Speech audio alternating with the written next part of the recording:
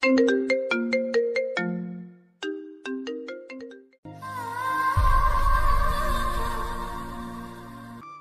কি হয়েছে বাবা? তাকিয়ে দেখি লিপস্টিকের দাগ কাম সারছে। এটা নিশ্চয়ই রেনুর কাজ, আর এজন্যই হাসছিল। আজকালকার মেয়েরা কি ধরনের লিপস্টিক ব্যবহার করে আল্লাহ জানে। এত ভেজার পরও উঠে নাই। আমি তখন রেনুর দিকে তাকাতেই দেখি মিটি মিটি হাসছে আর বলল, মা, আমি উপরে যাই, গিয়ে চেঞ্জ করে নেই। এখন আমি আন্টিকে কি বলি? তখনই মাথায় একটা বুদ্ধি এলো। আমি বললাম, আন্টি, আসলে বিয়েবাড়িতে একটা মেয়ে হুমড়ি খেয়ে পড়ে যাচ্ছিল, আমি তাকে ধরে ফেলি, তখনই হয়তো। ও আচ্ছা, ঠিক আছে, জলদি ঘরে গিয়ে চেঞ্জ করে নাও, নয়তো আবার অসুখ করবে। আমি ছাড়া পেয়ে সোজা উপরে চলে আসি আর চেঞ্জ করে ঘুমিয়ে পড়ি। আশ্চর্য ব্যাপার, আমার কোনো রকম জ্বরই আসলো না। যাই হোক, সকালে ঘুম ভাঙে রেনুর মিষ্টি ডাকে। রেনু বলে, স্যার, আপনি নাকি অফিস যাবেন? এতটা বেলা পর্যন্ত ঘুমালে কি করে হবে? লাফিয়ে উঠে দেখি 9টা বাজতে চললো। তাই উঠেই ওয়াশরুমে চলে যাই। বাইরে এসে দেখি রেনু আমার জন্য উপরেই নাস্তা নিয়ে এলো। আমি তড়িঘড়ি করে নাস্তা শেষ করি। এরপর নিচে এসে দেখি রেনুও সাজুগুজু করে রেডি। আমাকে বলল আমি যেন তাকে ভার্সিটিতে নামিয়ে দিয়ে যাই। আপনাদের তো বলাই হয়নি, রেনু এবার অনার্স লাস্ট ইয়ারে পড়ে। তারপর আমরা আন্টির থেকে বিদায় নিয়ে বেরিয়ে পড়ি। পুরো রাস্তা রেনুর টেপ রেকর্ডার চালু ছিল। আমি ভেবে পাই না এই মেয়ে এত কথা বলে কিভাবে। রেনুকে কলেজে নামিয়ে অফিসে চলে আসি।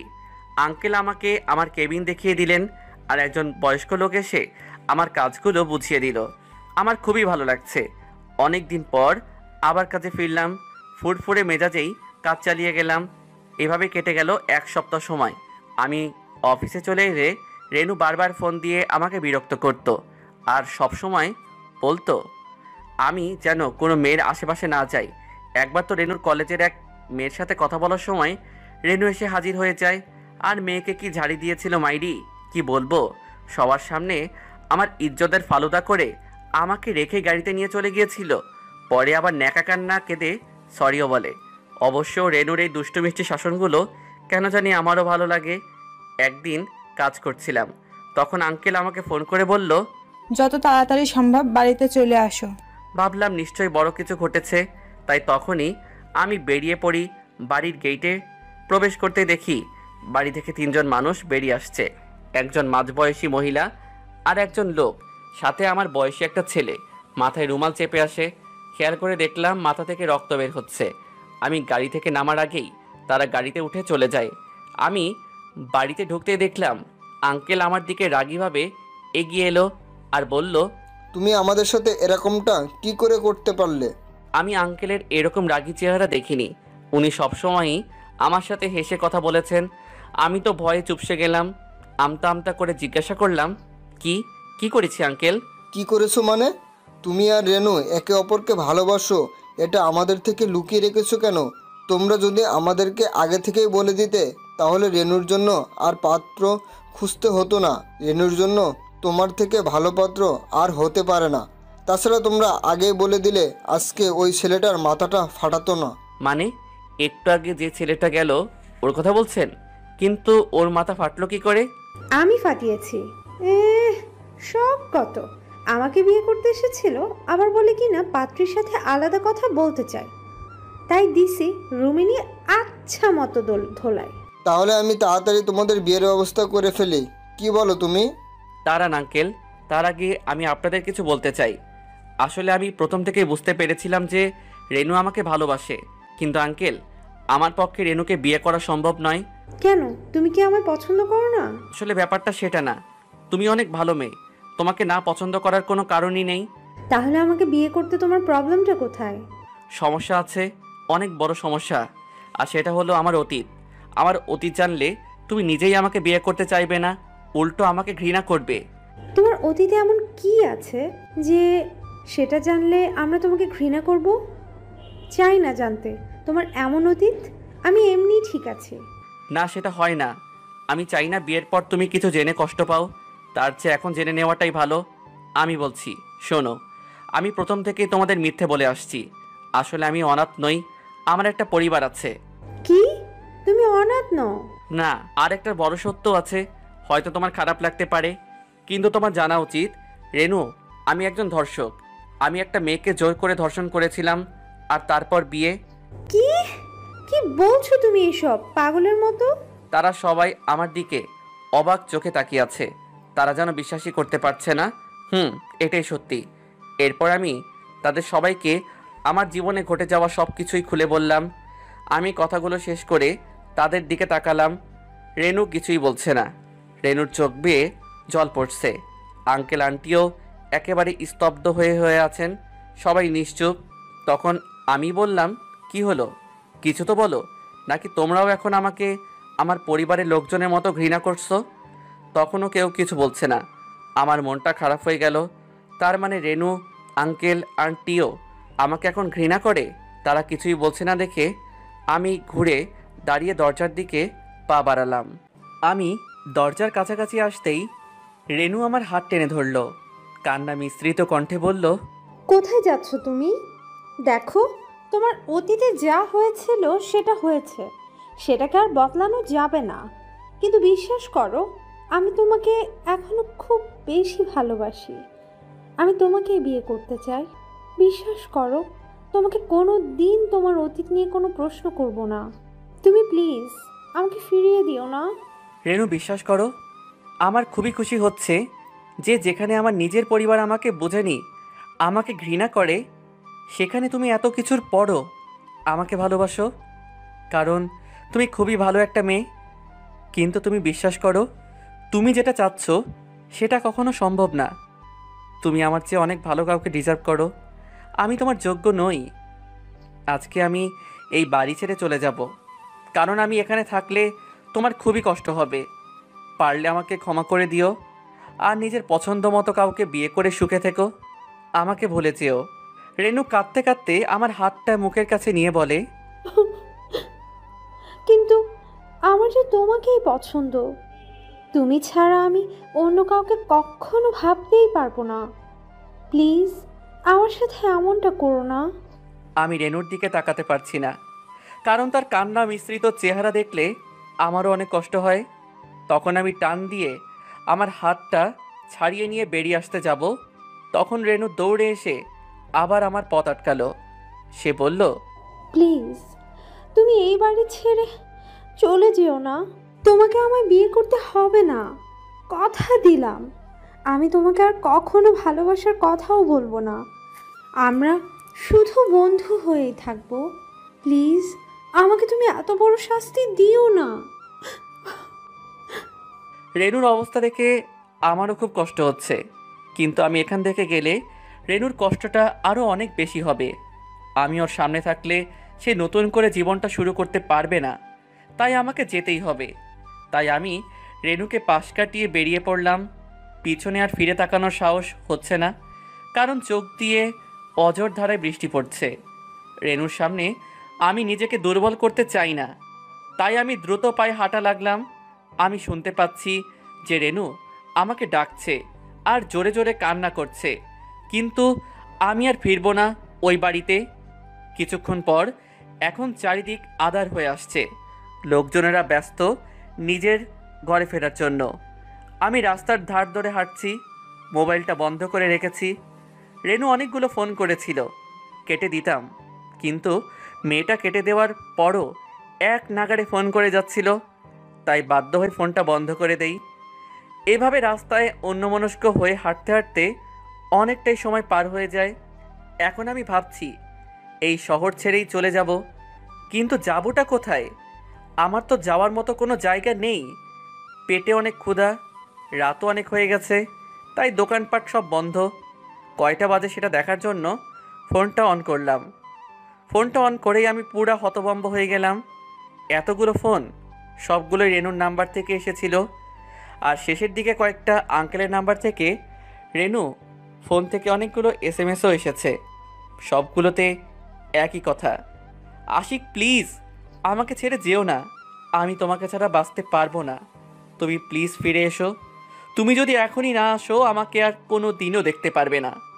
এই মেসেজটা পড়ে আমার ভেতরটা কেমন যেন মোচড় দিয়ে উঠল। মেয়েটা সত্যি খারাপ কিছু করে বসেনি তো? তখনই আমার মোবাইলে আঙ্কেলের ফোন আসলো। আমি সাথে সাথে ফোনটা রিসিভ করে বলতে লাগলাম, আঙ্কেল, রেনু ঠিক আছে তো? ও আবার খারাপ কিছু করে বসেনি তো?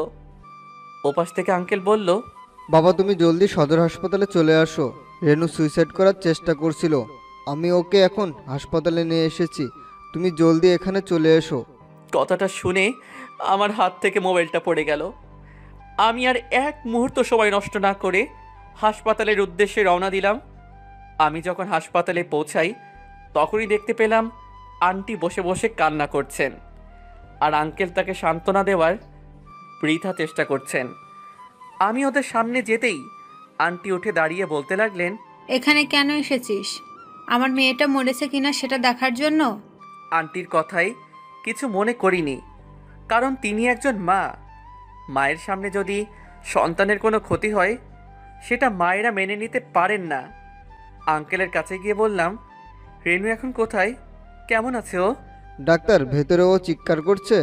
তিনি কথাটা বলতে বলতেই ডাক্তার বেরিয়ে এলেন। বললেন, রোগীর অনেকটা রক্ত বেরিয়ে গেছে, জলদি রক্তের ব্যবস্থা করেন।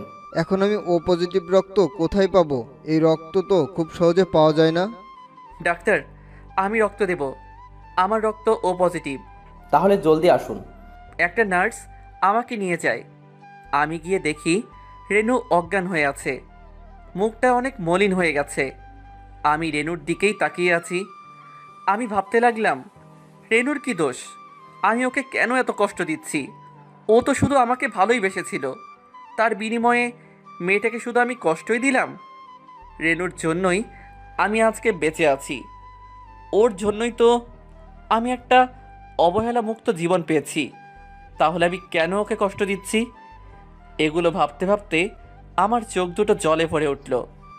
রক্ত নেওয়া শেষ হলে আমি বাইরে চলে আসি।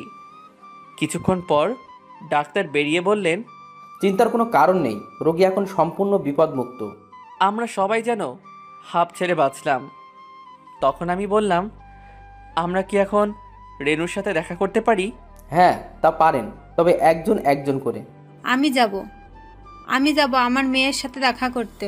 কিন্তু আঙ্কেল আন্টিকে থামিয়ে দিয়ে বললেন, আশিক তুমি যাও আগে, এতে রেনুরই ভালো হবে। তো আমি সাথে সাথে কেবিনের ভেতরে ঢুকলাম। ঢুকতেই দেখি রেনু চোখ বন্ধ করে শুয়ে আছে। আমি গিয়ে তার পাশেই বসলাম। আমি তার পাশে বসতেই রেনু চোখ খুলে ফেলে, আমাকে দেখে মুখ ঘুরিয়ে নেয়। আমি বললাম, কি হলো, কথা বলবে না আমার সাথে? দেখো, আমি কিন্তু এখানে শুধুমাত্র তোমার সাথে কথা বলার জন্য এসেছি। থাক, কথা বলতে হবে না, শুধু এটাই বলো, শুধু শুধু বোকার মতো মরতে গেলে কেন? অবশ্য তোমার মতো মেয়েরা বোকাই হয়। আরে, যে ছেলেটা তোমার ভালোবাসাকে বুঝতেই পারেনি তার জন্য মরতে গেছিলে, একবার তোমার বাবা মায়ের কথা ভাবলে না? তুমি তো তাদের একমাত্র মেয়ে, তুমি চলে গেলে তাদের কি হবে? স্বার্থপর মেয়ে একটা। রেনু কিছুই বলছে না, অন্যদিকে ফিরেই কাঁদছে। তখন আমি বললাম, ঠিক আছে, তুমি যখন কথাই বলবে না তাহলে ঠিক আছে, আমিও গেলাম। এরপর আমি উঠে দাঁড়াতেই রেনু আমার হাত ধরে বলে, প্লিজ আবার চলে যেও না, আমি তোমাকে ছাড়া বাঁচতেই পারবো না।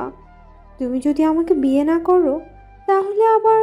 ঠিক আছে, আমি তোমাকে বিয়ে করব, কিন্তু আমার কিছু শর্ত আছে।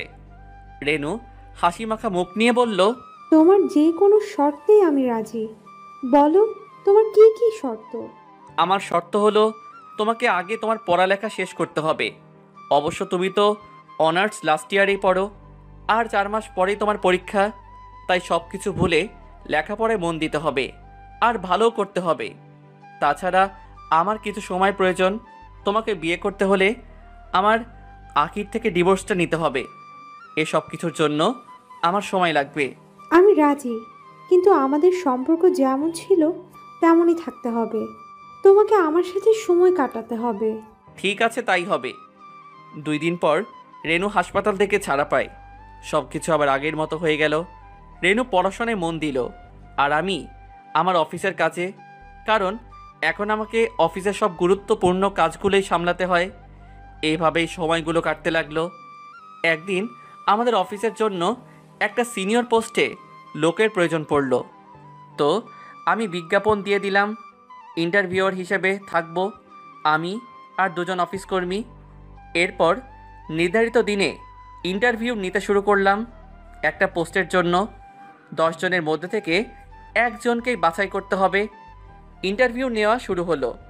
9 জনের ইন্টারভিউ নিয়েছি, কিন্তু কাউকেই উপযুক্ত বলে মনে হয়নি। 10ম নাম্বার প্রার্থী ছিল একজন মেয়ে। আমি আসলে খুবই বিরক্ত হয়ে গেছি। ওই মেয়ের কাগজপত্র কিছুই পড়লাম না।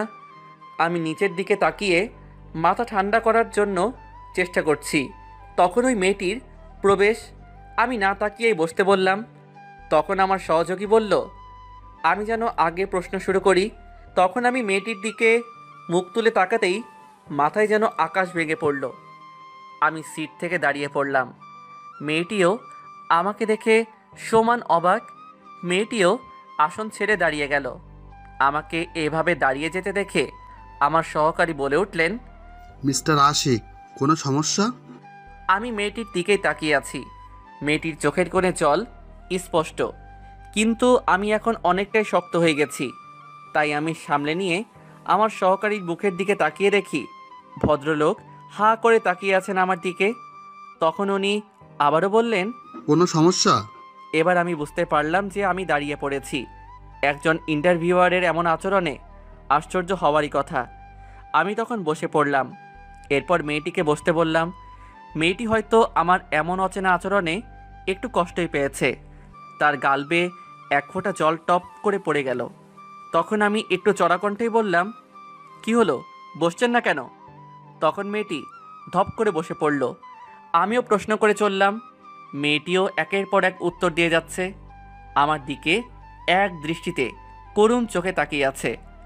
আমার প্রশ্ন করা শেষ হলে অন্যরা শুরু করলেন। মেয়েটি এবারও সব প্রশ্নের উত্তর দিল। এরপর আমরা মেয়েটিকে বললাম, আপনি বাইরে গিয়ে অপেক্ষা করুন, আমরা 5 মিনিট পর ফলাফল জানিয়ে দেব। তখনও মেয়েটি আমার দিকে তাকিয়ে আছে। আমাকে কিছু একটা বলতে চাচ্ছে, কিন্তু আমি তার দিকে তাকাইনি। মেয়েটি বাইরে চলে যায়। তখন আমার এক সহকারী বলল, এই মেয়েটা আমাদের এই পোস্টের জন্য একেবারে উপযুক্ত। কি বলেন আপনারা?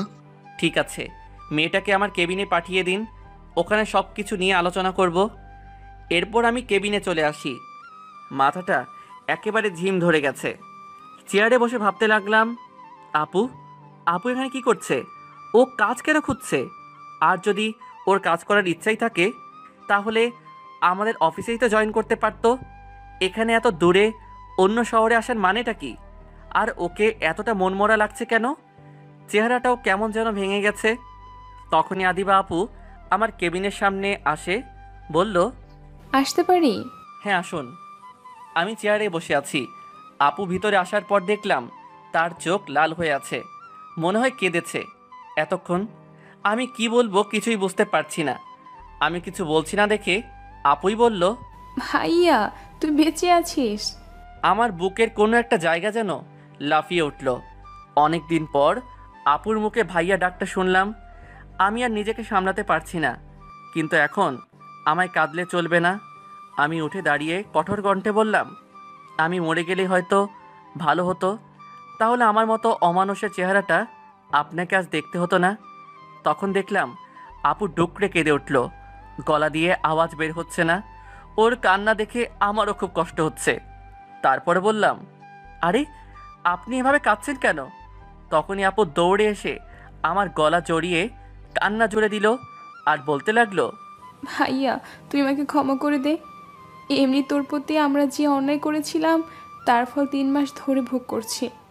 প্লিজ আমাকে ক্ষমা করে দে। তোকে আমরা বিনা কারণে কষ্ট দিয়েছিলাম, তোকে কথা বলার কোনো সুযোগই দেইনি। তুই জানিস না ভাইয়া, তুই চলে আসার পর আমাদের জীবনে অনেক বড় একটা কাল নেমে এসেছে। তখন তোর কথা খুব মনে পড়েছিল, কিন্তু আমরা জানতাম তুই অ্যাক্সিডেন্টে মারা গেছিস। আমার খুব কষ্ট হতো যখন মনে পড়তো তোর সাথে কত খারাপ ব্যবহার করেছিলাম।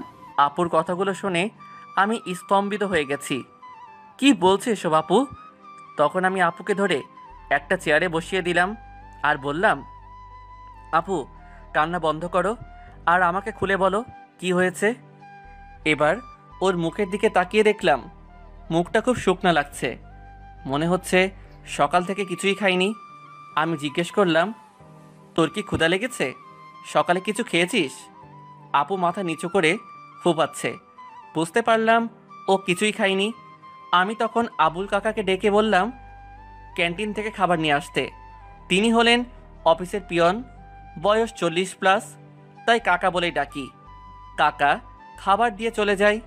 আপু এখনও কেঁদেই যাচ্ছে। আমি বললাম আপু খেয়ে নে, তারপর সব কিছু শুনবো। আমারও তোর সাথে অনেক কথা আছে। কিন্তু আপু খাচ্ছে না। তখনই আমার মনে পড়ে ছোটবেলা থেকেই আপুর মন খারাপ থাকলে নিজে নিজে কখনো খাবার খেত না, আমাকে জোর করে খাইয়ে দিতে হতো। এরপর আমি ওকে নিজের হাতে খাইয়ে দিতে লাগলাম। এবার দেখি আরও জোর দিয়ে কান্না করতে লাগলো। আমি আপুকে খাবারটা খাইয়ে দিচ্ছিলাম, তখনই কারো কান্নার আওয়াজ পেলাম। কি ব্যাপার, আপুর কান্না তো বন্ধ হয়ে গেছে, তাহলে কাঁদছেটা কে? কান্নার আওয়াজের দিকে লক্ষ্য করে দরজার দিকে তাকাতেই দেখি রেনু দরজায় দাঁড়িয়ে কান্না জুড়ে দিয়েছে। রেনু আবার কখন এলো? আরও কাঁদছেই বা কেন? আমি কিছু বলার বা বোঝার আগেই রেনু ঝড়ের বেগে আমার কাছে এসে কলার ধরে দাঁড় করিয়ে দেয় আর বলতে লাগলো, তোর কথা মতো আমি সারাদিন লেখাপড়া নিয়ে পড়ে থাকি, তোকে আগের মতো জ্বালাতনও করি না। তোর জন্য আমি এত কিছু করছি, আর তুই লুচ্চা বেটা আমাকে ঠকিয়ে অফিসের একটা মেয়ের সাথে প্রেম করতেছস। কি বলছো এসব? মাথা ঠিক আছে? কিন্তু রেনু আমার কোনো কথাই শুনছে না। এরপর বলতে লাগলো, তাও আবার কি প্রেম? আমাকে আজ পর্যন্ত একদানা ভাতও নিজের হাতে খাইয়ে দেওনি, আর এই মেয়েকে। কথা শেষ না করেই আমাকে ছেড়ে দিয়ে আপুর দিকে এগিয়ে গেল। আপুর হাত ধরে টানাটানি শুরু করে দিছে আর বলতে লাগলো, এই হারামজাদি, বেরো এখান থেকে। আর কোনোদিন যেন তোকে আশিকের আশেপাশেও না দেখি, তাহলে তোর একদিন কি আমার যতদিন লাগে। বেরো বলছি। তখন আমি গিয়ে রেনুর থেকে আপুকে ছাড়ালাম। আপু একেবারে হা হয়ে গেছে, বুঝতে চেষ্টা করছে যে এখানে কি হচ্ছে। তখন রেনু বলল, তুই এই মেয়েটাকে আবার ধরেছিস কেন? কতদিন ধরে চলছে তোদের এইসব? রেনু আমার কোনো কথাই শুনতে চাচ্ছে না, আবল তাবল কথা বলেই যাচ্ছে। তখন আমি বাধ্য হয়ে ঠাস করে মেরেই দিলাম।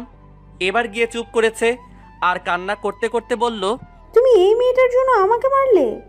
চুপ, একদম চুপ। এখন চুপ করে চেয়ারটাতে বসো আর ঠান্ডা মাথায় আমার কথাগুলো শোনো। রেনু চুপ হয়ে গিয়ে ধপাস করে পাশের চেয়ারটাতে বসে পড়ল আর কান্না করতে লাগলো। তখন আমি বললাম, আরে পাগল মেয়ে, কাঁদছো কেন? তুমি জানো এই মেয়েটাকে?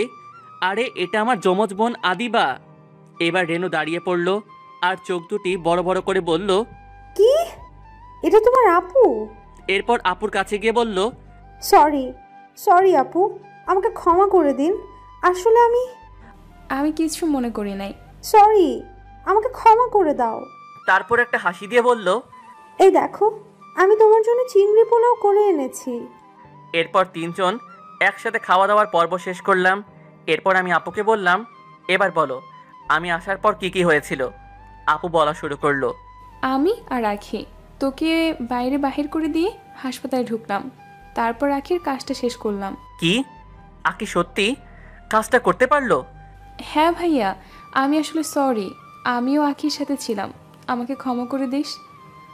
আমরা হাসপাতালের বাইরে এসে জানতে পারি তোর নাকি অ্যাক্সিডেন্ট হয়েছে, আর কেউ একজন তোকে হাসপাতালে নিয়ে গেছে। আমি জিজ্ঞেস করেছিলাম তোকে কোন হাসপাতালে নেওয়া হয়েছে, কিন্তু কেউ কিচ্ছু বলতে পারলো না। তারপর আমি আর আখি বাড়ি ফিরে বাবাকে সবটা বলি। বাবা খুবই কষ্ট পেয়েছিল কথাটা শুনে, আর আমাদের উপর ভীষণ রেগে যায় বাবা, আমাকে চড় মেরে বসে। তারপর বলল, তোদের কারণে আমার ছেলের আজকে এই অবস্থা হয়েছে। আমার ছেলের যদি কিছু হয়ে যায় তাহলে তোদের কাউকে আমি ছেড়ে দেব না। এরপর বাবা তোকে খোঁজার জন্য বেরিয়ে পড়ে। তিনি নাকি সকল হাসপাতালে তোকে খুঁজেছে, কিন্তু তোকে পায়নি। তারপর বাবা বাড়িতে এসে রেগে গিয়ে আখিকে বাড়ি থেকে বের করে দেয়। এরপর থেকে বাবা আর মায়ের সাথে কোনো কথা বলতো না, সারাদিন ঘরেই বসে থাকতো, অফিসও যেত না। আমি আর মা বাবার কাছে অনেকবার ক্ষমা চাই, কিন্তু বাবা আমাদের সাথে কোনো কথাই বলতেন না, ঠিকমতো খাবারও খেতেন না, অফিসেও যেতেন না। তখন আমরা বুঝতে পেরেছিলাম যে আমরা তোকে কতটা অবহেলার কারণে তুই কতটা কষ্ট পেয়েছিলি, কিন্তু তোর কাছে ক্ষমা চাওয়ার কোনো সুযোগই ছিল না। কিছুদিন পর বাবা ভীষণ অসুস্থ হয়ে পড়ে, বাবাকে হাসপাতালে ভর্তি করি। এরপর একদিন তোর দুলাভাই বাবাকে দিয়ে সাইন করিয়ে নিজের নামে সব কিছু লিখিয়ে নেয়। আমরা ওকে যতটা ভালো মনে করেছিলাম সে ছিল তার উল্টো। আমাদের সামনে এতদিন ভালো মানুষের মুখোশ পড়েছিল। এরপর একদিন ওই বিশ্বাসঘাতকটা বাড়িতে একটা মেয়েকে নিয়ে আসে আর বলে যে ওটা নাকি তার জিএফ। আমাকে নাকি সে শুধু টাকার জন্য বিয়ে করেছিল। আমাদের উপর সে নানাভাবে অত্যাচার করত আর বাবার চিকিৎসার টাকাও দিত না। আমার কাছে সে ডিভোর্স চায়, কিন্তু আমি মানা করে দেই। তারপর আমি বুঝতে পারলাম সে আমাদেরকে মেরে ফেলার প্ল্যান করছে। তাই বাবা মাকে নিয়ে আমি পালিয়ে এই শহরে চলে আসি। আর আমার এক বন্ধুর সাহায্যে 2-1টা কামরার ফ্ল্যাটে বাবা মাকে নিয়ে উঠি। আমি টিউশনি করে সংসার চালাতে লাগলাম। কিন্তু কিছুদিন আগে বাবার শরীর আবার বেশি খারাপ হয়ে যায়। বাবার চিকিৎসার জন্য অনেক টাকার দরকার ছিল, তাই আমি চাকরি খোঁজা শুরু করি। কিন্তু সব কিছুতেই টাকা চাই, নয়তো শরীর। অনেক জায়গায় ঘোরার পর আজকে তোকে পেয়ে গেলাম। কথাগুলো বলে আপু কাঁদতে লাগলো। আমার চোখ দিয়েও বৃষ্টি পড়ছে, রেনুর চোখেও জল। আপু এক নাগাড়ে কেঁদেই যাচ্ছে আর রেনু তাকে সান্ত্বনা দেওয়ার চেষ্টা করছে। আর আমি তখন আপুকে বললাম, মা বাবা কোথায় এখন? হাসপাতালে আছে, মাকে বাবার পাশে রেখে এসেছি, যদি কোনো দরকার পড়ে। এরপর আমি দেরি না করে আপু ও রেনুকে নিয়ে হাসপাতালের উদ্দেশ্যে রওনা দেই। হাসপাতালে পৌঁছে আমরা সোজা বাবার কেবিনে চলে যাই। ঢুকেই দেখি বাবা শুয়ে আছে আর মা তার পাশে বসে আছে। তখন আপু মাকে ডাক দিয়ে বলল, মা দেখো তো কে এসেছে। তখন মা আমাদের দিকে তাকিয়ে আমাকে দেখে অবাক হয়ে যায়। মায়ের চোখ দিয়ে জল পড়ছে। আমার কাছে আসতে যেও কেন যেন সংকোচ বোধ করে আসছে না, ওখানে দাঁড়িয়ে থেকেই কাঁদছে। তখন আমি মায়ের কাছে গিয়ে বললাম, মা কেমন আছো? তখন মা সাথে সাথে আমাকে জড়িয়ে ধরে ডুকরে কেঁদে উঠলেন আর বলতে লাগলেন, তুই বেঁচে আছিস বাবা, আমাকে তুই ক্ষমা করে দে বাবা, তোকে আমি অনেক কষ্ট দিয়ে ফেলেছি, তাই না রে? তুমি আমার কাছে ক্ষমা চাইছো কেন? মায়েরা কখনো সন্তানের কাছে ক্ষমা চাই নাকি? ক্ষমা তো আমারই চাওয়া উচিত। আমি তোমাদের কোনো খবর নেইনি, তাহলে আজ এসব কিছুই হতো না। তখন দেখি বাবা উঠে গেছে। আমাকে দেখে বাবা বলে উঠলেন, আশিক, তুই এসছিস বাবা? তারপর আমি বাবার সাথেও কথা বললাম। তখন বাবা রেনুকে দেখিয়ে বললেন, এই মেয়েটা কে রে? তখন আমি রেনুর সাথে সবার পরিচয় করিয়ে দিলাম। বাবা মা রেনুকে ধন্যবাদ দিতে লাগলেন। এরপর আমি ডাক্তারের সাথে কথা বলে বাবার চিকিৎসার ব্যবস্থা করলাম। কিছুদিনের মধ্যেই বাবা সুস্থ হয়ে উঠলেন। এতদিন মা আর আপু আমার সাথে রেনুদের বাড়িতে ছিল আর বাবার হাসপাতালে ট্রিটমেন্ট চলছিল। যাই হোক, এখন সব কিছু ঠিকঠাক, কিন্তু এখনও একটা কাজ বাকি আছে। আমাদের সব কিছু আবার ফিরিয়ে আনতে হবে। আমি এই ব্যাপারে বাবাকে বলতেই বাবা বলল, ফিরিয়ে আনার কিছুই নেই। বাবা নাকি অনেক আগেই আমার আর আপুর নামে সব কিছু লিখে দিয়েছিলেন, তাই দুলাভাই কিছুই পেতে পারেন না। এখন শুধু আমাদের ওখানে গিয়ে নিজেদের সব কিছু বুঝে নিতে হবে। ব্যাস। বাবার কথা শুনে আপু বলে উঠল, তাহলে এতদিন কিছু বলনি কেন? ভয়ে ভয়ে কিছু বলিনি, কারণ তখন আশিককে হারিয়েছিলাম। আমি আর তোকে হারাতে চাচ্ছিলাম না। ওই ছেলেটা জানতে পারলে তোকেও কিছু করে ফেলতো। সে আমাকে জোর করে সাইন করিয়েছিল আর হুমকি দিয়েছিল, আমি যদি সাইন না করি তাহলে তোকে আর তোর মাকে মেরে ফেলবে। এরপর আমি আর কোনো সময় নষ্ট না করে রেনু আর আঙ্কেল আন্টি থেকে বিদায় নিয়ে মা বাবা আর বোনকে নিয়ে আমাদের বাড়ির উদ্দেশ্যে রওনা দেই। অবশ্য রেনু আমাদের সাথে আসতে চেয়েছিল, কিন্তু আমি তাকে নিয়ে আসিনি, কারণ কিছুদিন পরই তার পরীক্ষা। আমরা আমাদের শহরে পৌঁছেই আগে থানায় যাই। এখানকার কমিশনার নাকি বাবার চেনা একজন। আমরা তার কাছে গিয়ে সব কিছু জানাই। তখন তিনি আমাদের সাথে কিছু পুলিশকে পাঠানোর ব্যবস্থা করেন। আমরা আমাদের বাড়ির কাছে পৌঁছাতেই দেখলাম বাড়িটা খুবই সুন্দর করে সাজানো হয়েছে, মনে হচ্ছে বাড়িতে কোনো বিয়ে হচ্ছে। তখন আমরা ভেতরে গিয়ে সে দেখি ওই হারামিটা আবার বিয়ে করতে যাচ্ছে। তখন আমি সামনে গিয়ে চিৎকার করে বললাম, এই বিয়ে বন্ধ করো। দুলাভাই আমাকে দেখে ভূত দেখার মতো লাফিয়ে উঠলেন। তখন বলতে লাগলো, আশিক তুমি বেঁচে আসো? সুযোগ পেয়ে নিজের আসল রূপটা দেখিয়ে দিলি। আমার অবর্তমানে আমার পরিবারকে তুই শেষ করে দিতে চেয়েছিলি। তোকে তো আমি কলার ধরে বিয়ের আসর হতে উঠালাম। এরপর কয়েক ঘা লাগাতেই বলতে লাগলো, আমাকে ক্ষমা করে দাও, আমিও অন্যদের প্ল্যানের শিকার। আজকে এই বিয়েটাও আমাকে দিয়ে জোর করে করানো হচ্ছিল। আমি ওর কথা না শুনে পুলিশকে বললাম ওকে যেন এখান থেকে নিয়ে যায়। তখন সে দৌড়ে আপুর সামনে চলে যায় আর বলতে লাগলো, আদিবা, আমাকে ক্ষমা করে দাও। আমি তোমাদের সাথে যা করেছি সেটা মোহে পড়ে করছি। তোমরা প্লিজ আমার কথাটা একবার শোনো, তারপর যা শাস্তি দেবে আমি তাই মাথা পেতে নেব। অফিসার ওকে নিয়ে যান, নয়তো আমি কিছু করে ফেলবো। সেই মুহূর্তে বাবা বলে উঠলেন, কি বলতে চাচ্ছে সেটা আগে শুনি, তারপর না হয়। আমি আর বাবার উপর কথা বললাম না। তখন দুলাভাই যা বলল তাতে আমরা সবাই খুবই অবাক হয়ে যাই। সে বলতে লাগলো, এসবের পিছনে ওই আদির হাত আছে। আশিক, তুমি যে ওকে লোক দিয়ে পিটিয়েছিলে, এতে ও চিরকালের মতো অচল হয়ে যায়। তখন ওর বোন মানে এই মেয়েটা প্রতিশোধ নেওয়ার জন্য আমাদের অফিসে জয়েন করে। আমার সাথে ও খুব মিলামিশা শুরু করে। জানি না কেন জানি আমি এই মেয়ের ফাঁদে পা দিয়ে ফেলি।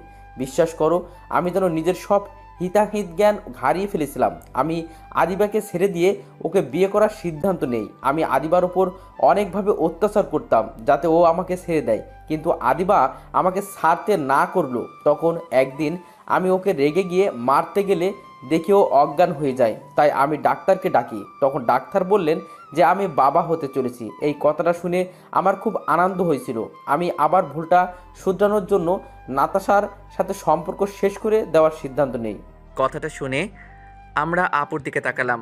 তখন আপু বলল, পরিস্থিতির জন্য নাকি কাউকে জানায়নি। তখনই আমি নাতাশার ফ্ল্যাটে যাই আর ওখানে জানতে পারি এটা নাতাশা আর আদির প্ল্যান ছিল আমাকে ফাঁসানোর আর আমাদের পরিবার থেকে বদলা নেওয়ার। আমি ভেতরে ঢুকতেই নাতাশা ভয় পেয়ে যায়। আমি দেরি না করে নাতাশার সাথে সম্পর্ক শেষ করে দেওয়ার কথা বলি। তখন ওরা উল্টো আমাকে কিছুটা ফটো আর ভিডিও দিয়ে ব্ল্যাকমেল করতে লাগলো। আর ওর বলল আমি যদি ওদের কথা না শুনি তাহলে আমাকে পুলিশে দেবে আর আদিবা ও বাচ্চাকে মেরে ফেলবে। তখন আদিবা হয়তো আমাকে ফলো করছিল আর সে লাস্ট কথাটা শুনতে পাই। তখন আমি ওখান থেকে ফিরে এসে কাউকে পাইনি।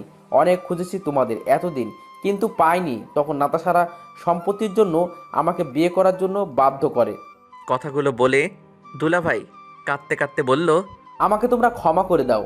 আমি না আমার ভুল বুঝতে পেরেছি। আমাকে প্লিজ আবার আমার আগের পরিবার ফিরিয়ে দাও। আমি একা একা থাকতে পারবো না। দুলাভাইয়ের কথা শুনে সবাই হয়তো কিছুটা নরম হয়ে গেছে, কিন্তু আমি কঠোর গলায় পুলিশকে বললাম নাতাশা আর দুলাভাইকে যেন এখান থেকে নিয়ে যায়। তারপর পুলিশ ওদেরকে নিয়ে চলে যায়। এতক্ষণ যারা দাঁড়িয়ে দাঁড়িয়ে তামাশা দেখছিল সবাইকে ঠেলে ঠুলে বিদায় করলাম। মানুষের জন্মগত স্বভাব, কোনো একটা বিষয় পেলেই বাজে কথা না বলে এরা থাকতে পারে না। সব কটা লোককে বিদায় করার পর এখন আমরা ড্রয়িং রুমে বসে আছি, সবার মুখ ভার। তখনই আপু কেঁদে উঠল আর আমার কাছে এসে বলতে লাগলো, ভাইয়া তুই ওকে ক্ষমা করে দে, ওকে ফিরিয়ে আন প্লিজ। আমি আপুর কথা শুনে অবাক হয়ে বললাম, এসব কি বলছিস তুই? এত কিছুর পরেও বলছিস তাকে ছাড়িয়ে আনতে?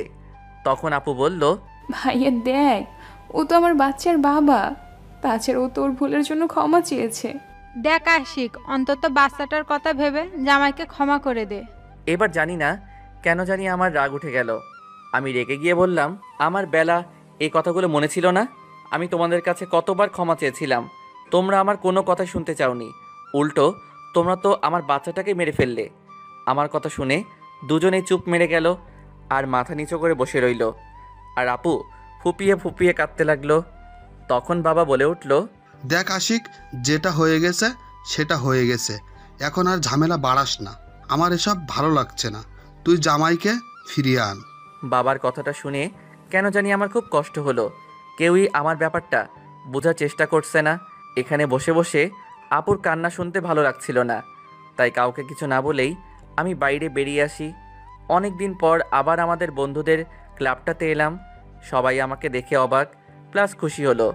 সবার সাথে অনেক রাত পর্যন্ত আড্ডা দিলাম। তারপর সবাই বাড়ি চলে যায়। এখন শুধু আমি আর নিলয়ই আছি। নিলয় নতুন বিয়ে করেছে, তাই বেশিক্ষণ থাকতে পারলো না বউয়ের প্যারায়। আমি নিজেই ওকে চলে যেতে বললাম।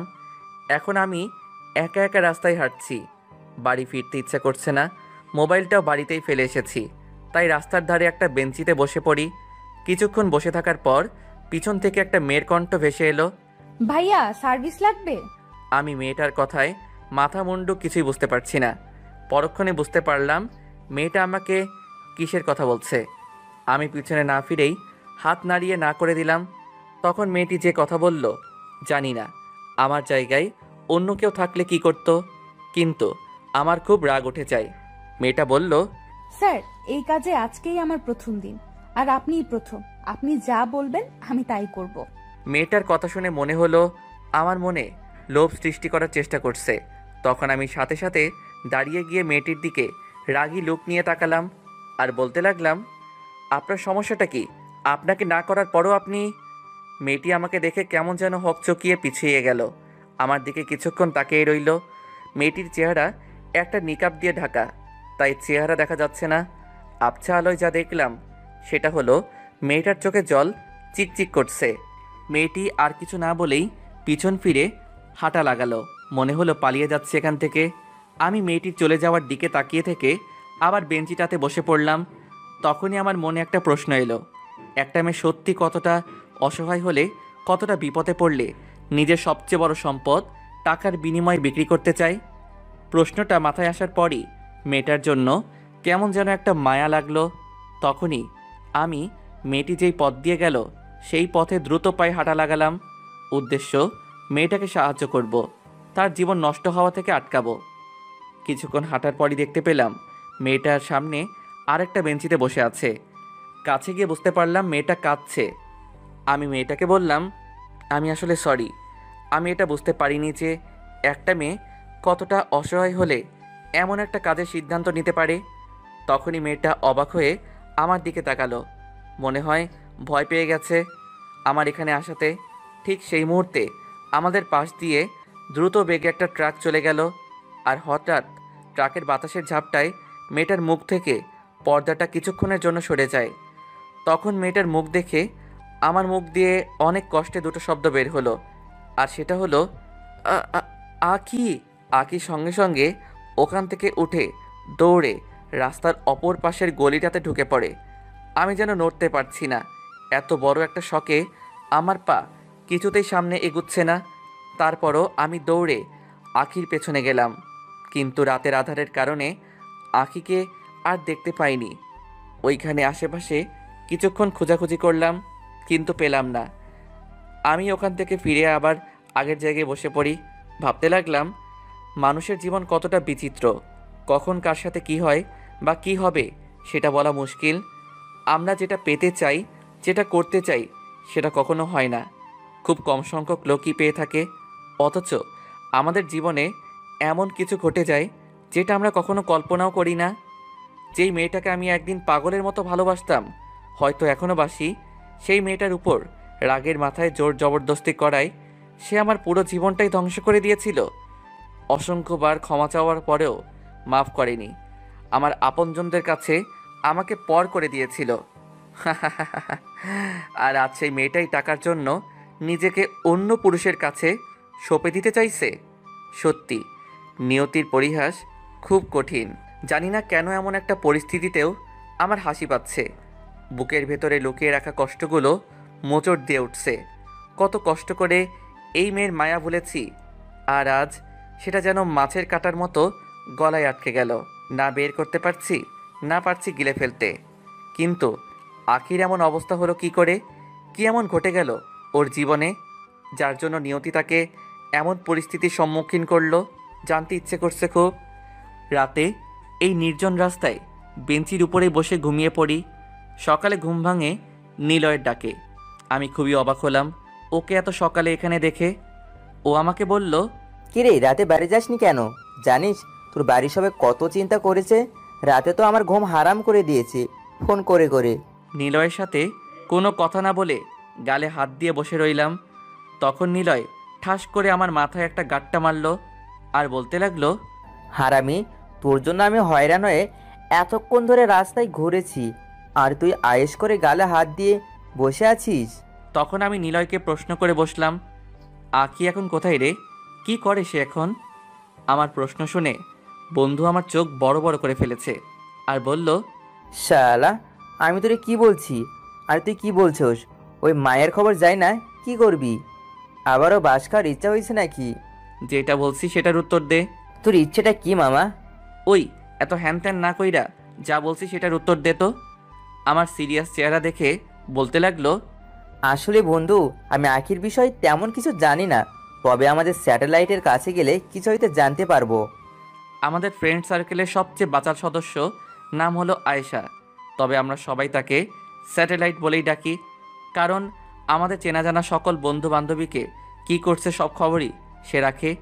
আর 1 নম্বরের ঠোঁটকাটা মাইয়া, আপনার সকল গোপন খবর সবার সামনে ফাঁস করে দিবে। এজন্য আমার তাকে তেমন ভালো লাগে না, কিন্তু বন্ধু বলে কথা তারা যতই বাজে হোক, বিপদের সময় ঠিক কোনো না কোনো কাজে লেগে যাবে। তাছাড়া আয়েশা আখির মামাতো বোন হয়।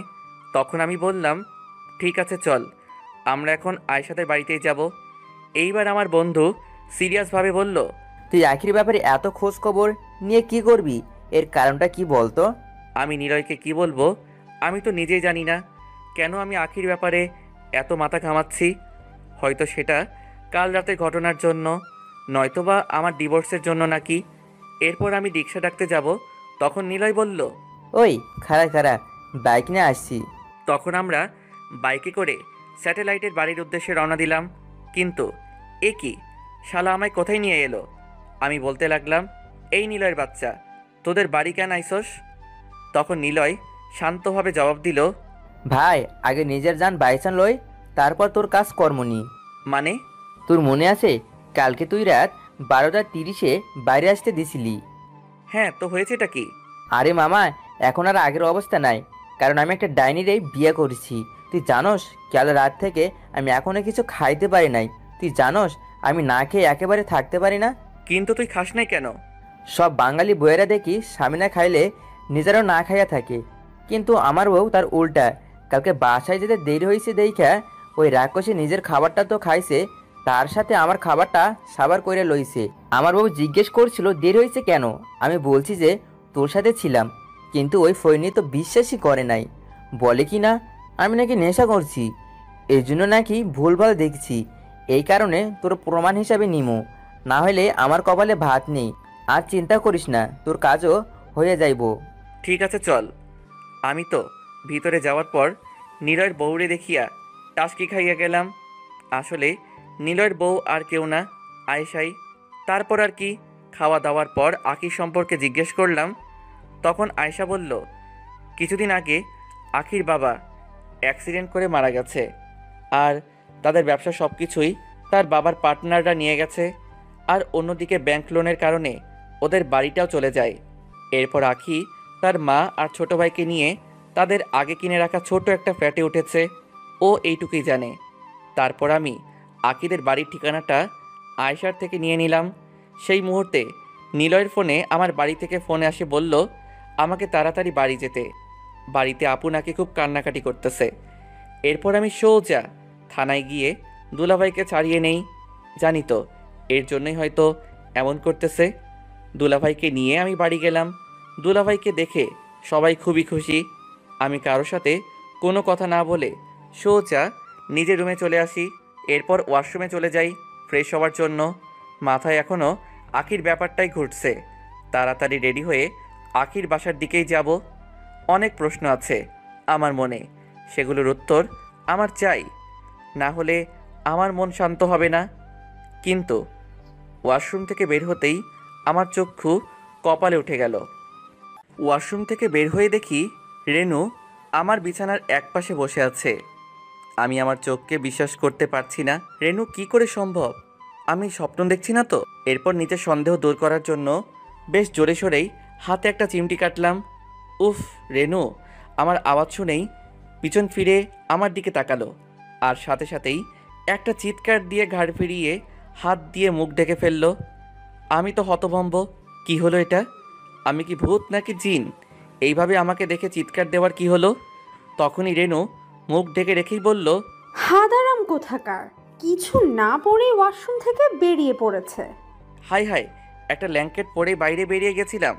আমি কি করে জানবো এই শয়তান মেয়ে আমার রুমে আইসা বসে থাকবে? সাথে সাথে দৌড়ে গিয়ে আলমারি থেকে কাপড় নিলাম। তারপর ওয়াশরুম থেকে পরে বাইরে এলাম। এসে দেখি ওই লুইচ্চা মাইয়া আমার দিকে তাকিয়ে মিটিমিটি হাসতেছে। তখন আমি একটু গলা খাকড়িয়ে স্বাভাবিকভাবে বললাম, রেনু তুমি এখানে কখন এলে? তখন রেনু তার কপালটা কুঁচকিয়ে রাগী কণ্ঠে বলল, কেন আসতে পারি না? আর দেখো, আজ বাদে কাল এটা আমার শ্বশুর বাড়ি হবে, তাই আমি আসতেই পারি। জি না ম্যাডাম, আপনি আসতে পারেন না। আপনি হয়তো ভুলে গেছেন আপনার পরীক্ষা শুরু হতে চলেছে। মনে পড়েছে। কি মনে পড়েছে? রেনু তখন তার হাতটা আমার সামনে তুলে ধরলো, আর হাতে একটা মোবাইল। তখন সে জিজ্ঞেস করলো, এটা কি? আশ্চর্য, এটা তো মোবাইল। গাধা কোথাকার, সেটা তো আমিও জানি। আমি জানতে চাচ্ছি মোবাইলটা কার। তখন মোবাইলটা খুঁটিয়ে দেখে বুঝতে পারলাম এটা আমারই।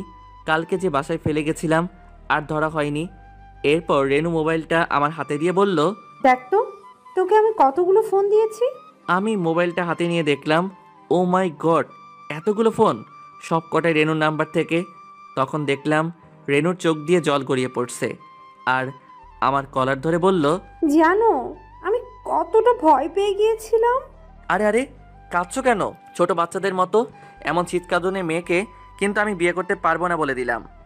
রেনু রেগে আগুন হয়ে গেছে আর বলল, কি কি বললি তুই?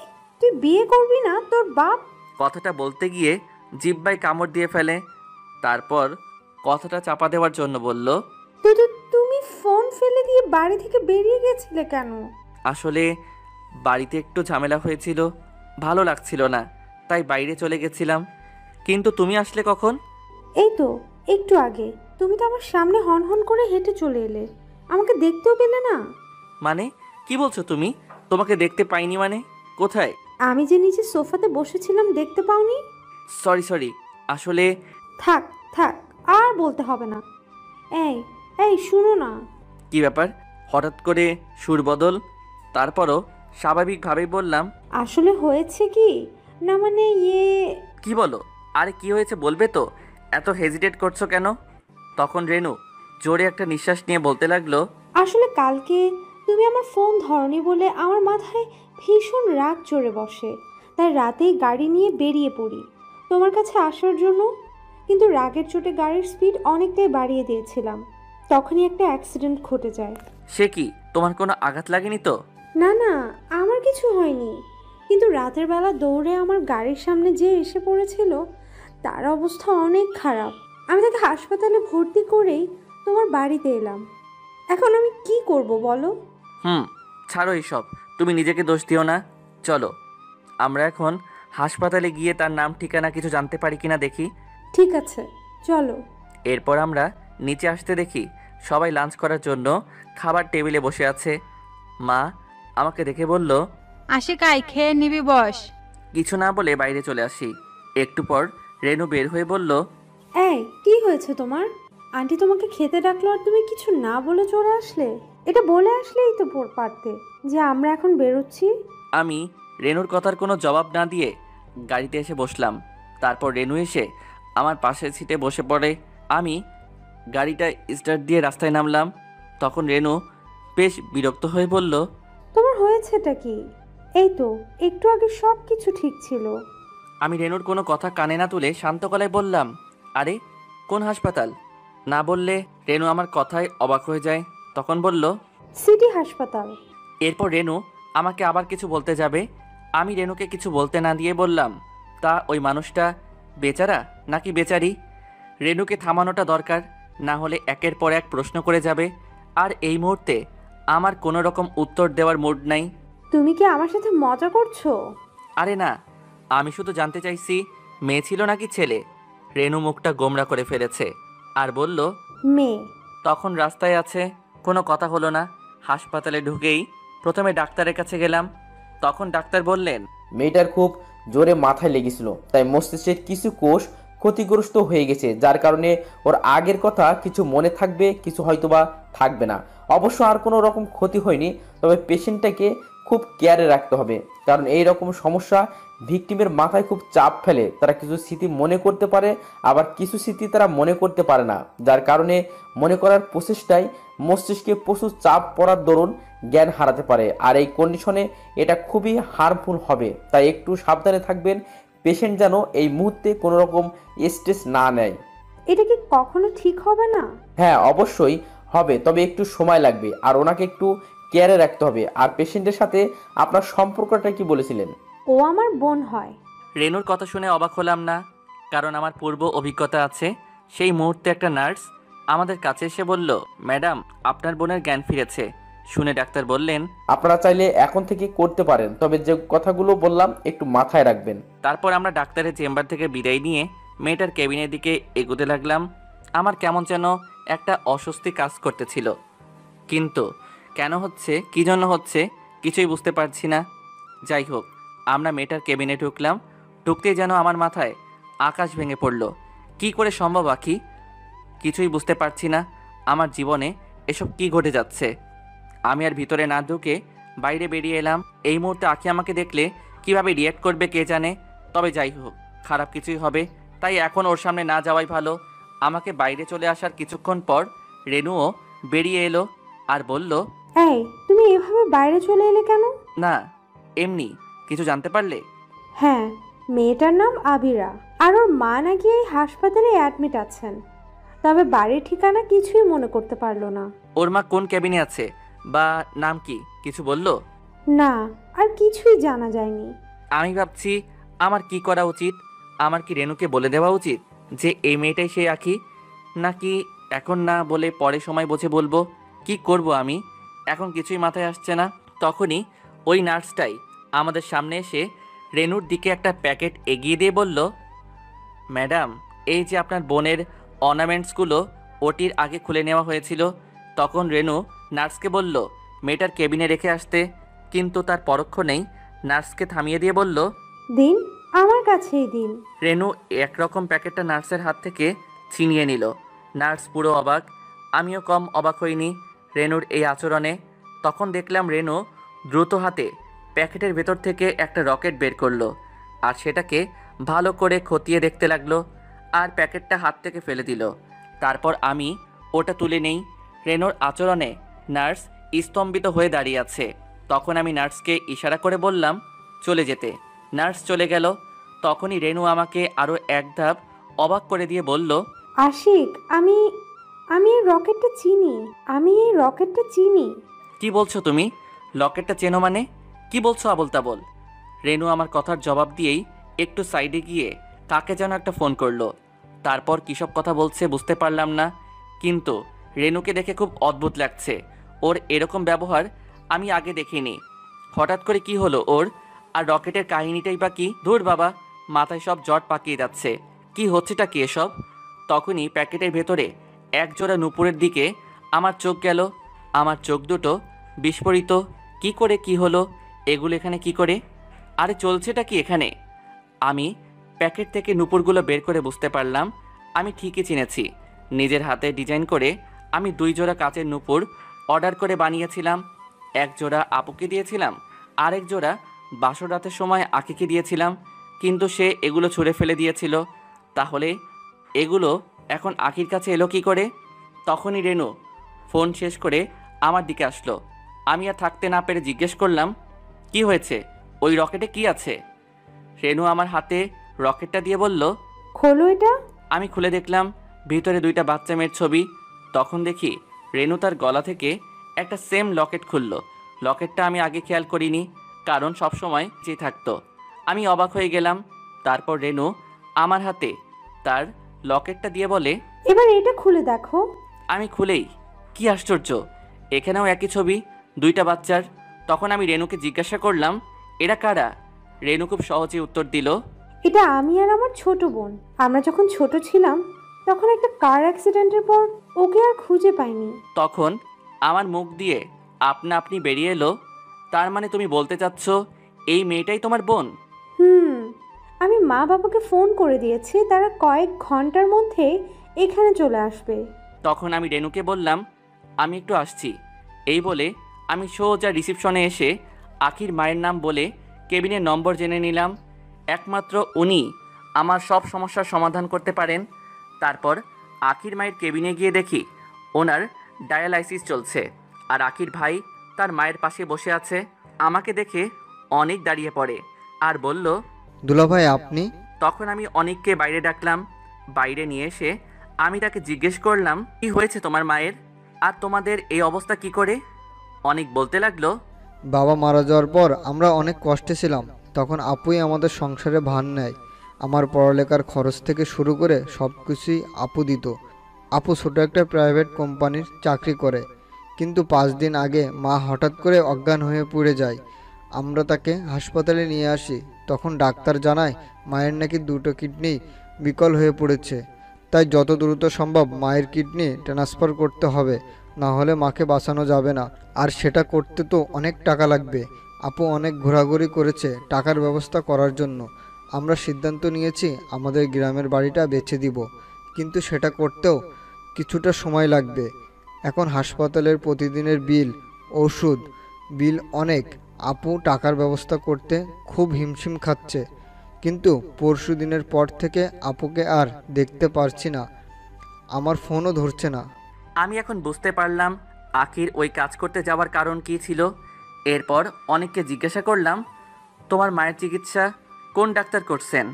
তখন সে আমাকে ডাক্তারের নাম বলল। আমি ওকে নিয়ে ডাক্তারের চেম্বারে গেলাম, গিয়ে আখির মায়ের চিকিৎসার কথা বললাম। খুব জলদি একটা কিডনি ডোনারও পাওয়া যায়। ডাক্তার বললেন যে আজকে তিনি অপারেশনটা করে ফেলবেন। অনেক আমার দিকে অবাকভাবে তাকিয়ে প্রশ্ন করলো, আমার আপু তো আপনাদের সাথে অনেক খারাপ করেছে, তাহলে আপনি কেন আমাদের সাহায্য করছেন? তুমি এসব কি করে জানলে যে তোমার আপু আমার সাথে কি করেছে? আপনি চলে যাওয়ার পর আপুকে আপনাদের বাড়ি থেকে বের করে দিয়েছিল। তারপর আপু আমাদের বাড়িতে চলে আসে, কিছুদিন ভালোই ছিল, তারপর আপু কেমন যেন হয়ে যায়, সব সময় মনমরা হয়ে থাকতো, আর মাঝে মাঝে দেখতাম আপু রুমে শুয়ে শুয়ে কান্না করতো। আমি অনেকবার জিজ্ঞেস করেছিলাম, কিন্তু আমায় কিছু বলতো না। তখন আমি গিয়ে মাকে বলি যেন আপুর সাথে কথা বলে, কিন্তু মা রাজি হচ্ছিল না, কারণ মা আপুর সাথে রেগেছিল, তাই সাথে কথা বলতো না। তারপর আমার জোরাজুরিতে মা আপুর সাথে কথা বলতে রাজি হয়। তাদের কথা আমি দরজার পাশ থেকে শুনছিলাম। মা যখন জিজ্ঞেস করে, আপু মাকে জড়িয়ে ধরে কান্না করতে করতে বলে, মা, আমি খুনি, আমি একটা নিষ্পাপ বাচ্চাকে মেরে ফেলেছি, আমার কারণে আশিকও হারিয়ে গেছে। আমি কখনো আশিকের ভালোবাসা বুঝতে পারিনি, সবসময় ওকে অবহেলা করেছি, কষ্ট দিয়েছি। মা, আমি অনেক বড় ভুল করে ফেলেছি। এখন কেঁদে কি হবে মুখ পুরি? আমি তোকে কতবার বুঝালাম, তারপরও তুই বাচ্চাটা অ্যাবর্শন করলি। ছেলেটাও তোকে অনেক ভালোবাসতো, আর তুই? মা, আমাকে ক্ষমা করে দাও, আমি বুঝতে পারিনি, এখন বুঝতে পারছি আমি আশিককে অনেক ভালোবেসে ফেলেছি, খুব মিস করছি ওকে। আমার বাচ্চাটার জন্য আমার খুব কষ্ট হচ্ছে। আশিক আমাকে এত করে না করার পরেও আমি কি করলাম? সব শোনার পর আমি এখন কি বলবো কিছুই বুঝতে পারছি না। আমি অনেকের মাথায় হাত বুলিয়ে দিয়ে বললাম, চিন্তা করো না, তোমার আপু ঠিক ফিরে আসবে। এরপর আমি ওখান থেকে রেনুর এখানে এসে দেখি আঙ্কেল আন্টিও এসে পড়েছেন। আমি কাছে যেতেই রেনু আমাকে বলল, এতক্ষণ কোথায় ছিলে? এই তো আশেপাশেই একটু হাঁটাহাঁটি করছিলাম। তখন আমি আন্টির কাছে গিয়ে বললাম, রেনু বলছে যে ওই মেয়েটা নাকি ওর বোন। আপনি কি মনে করেন সত্যি ওই মেয়েটা রেনুর বোন? আন্টি আবেগপ্রবণ হয়ে গেছেন। তখন বললেন, হ্যাঁ বাবা, ওটাই আমার ছোট মেয়ে অনু। আল্লাহ তাকে আবার আমাদের কাছে ফিরিয়ে দিয়েছে। ধুর, এটা কিছুতেই হতে পারে না, কারণ আমি মন প্রাণ দিয়ে চাচ্ছি আখি যেন রেনুর বোন না হয়। কারণটা হয়তো বুঝতেই পারছেন। তখন আমি বললাম, আচ্ছা আন্টি, আপনাদের ছোট মেয়ের কোনো জন্ম দাগটাগ আছে যা দেখে তাকে চেনা যাবে? হ্যাঁ হ্যাঁ, আছে তো। অনুর পিঠের বাম দিকে একটু নিচে একটা সুন্দর তিল আছে। কথাটা শুনে আমার ভেতরটা কেঁপে উঠল। না, এটা হতে পারে না। সত্যি আখির পিঠের বাম দিকে একটু নিচে নজর কাড়া একটা তিল আছে।